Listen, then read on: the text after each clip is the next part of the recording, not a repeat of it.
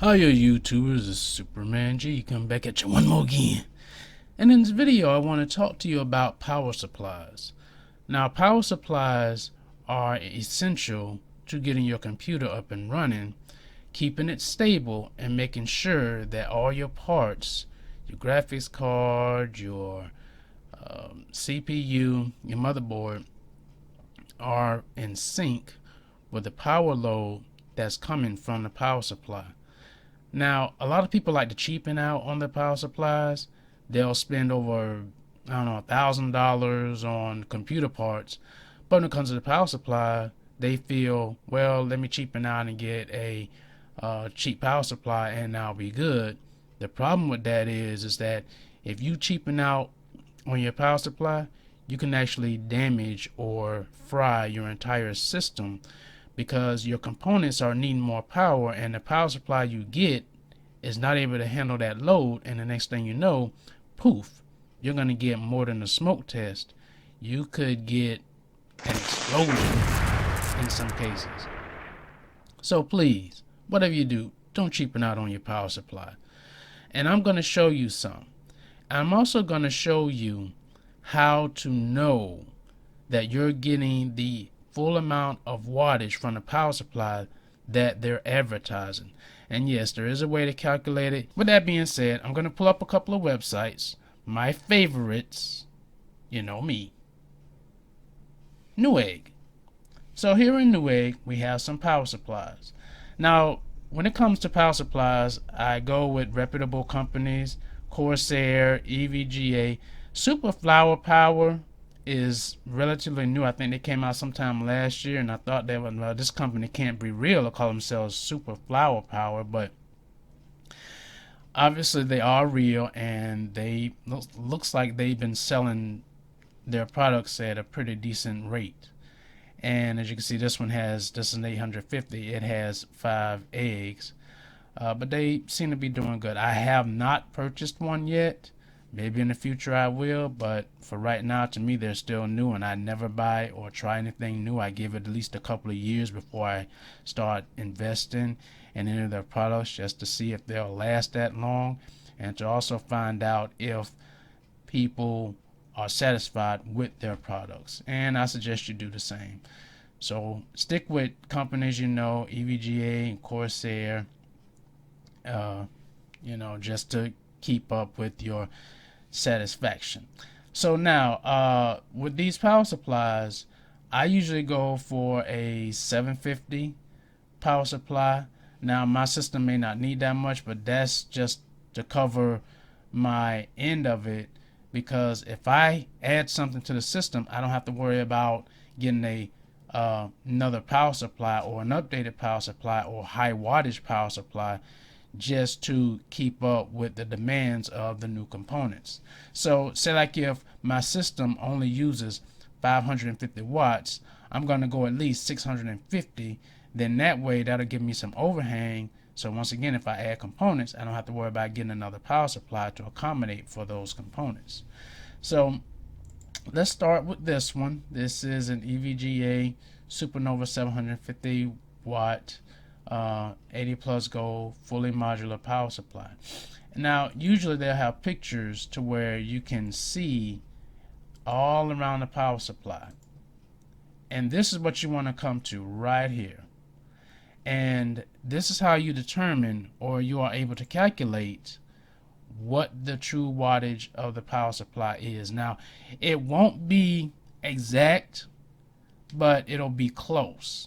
And as long as it's close to the exact amount, which is right here, the 750 watt, then you will be fine. So the way you calculate is you're going to basically look at just these two numbers right here. So when you see the plus 12 volts, don't worry about any of the rest of this, but you want to look for the plus 12 volt and the number right on under that, which is the amperage. So you're going to take the 12, if I can get my fingers to do the walking, and you're going to multiply the 12 by the 62.4, and that will give you 748.8. which is right here. And then they round it off to 750 watts. So it's closer to 750, which means that you are getting the total 750 watts from this power supply. Okay, that's all you do. Now you may also come across a power supply. Let's say you want to go a cheap power supply. So you want to come to a website. I'm not picking on Amazon. I'm just using this as an example so I can show you the differences and why you should not get a cheap power supply, because sometimes you won't even get what you pay for.